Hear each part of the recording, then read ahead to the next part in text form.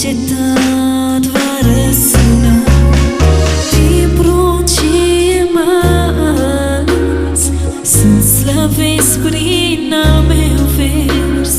Mi-a dat harul său bogat și m-a binecuvântat.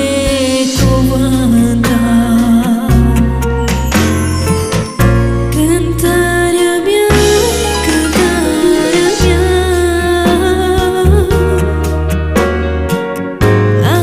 aș vrea, Iisus, până la tine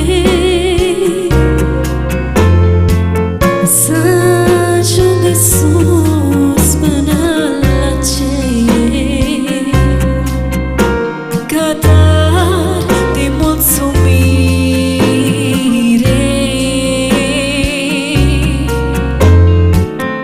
Cântarea mea, cântarea mea,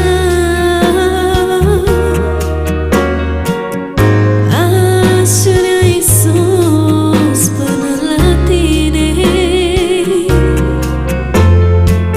să ajung sus până la cer,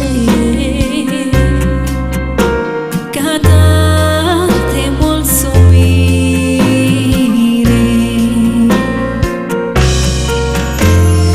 Nu e mult și nici prea greu să-L slăvesc pe Dumnezeu, chiar de trec prin încercări, să-i înalt sfinte cântări. Chiar de sunt destropit și am sufletul rănit, printre lacrimi eu îți cânt Dumnezeul meu cel sfânt. Cântarea mea, cântarea mea,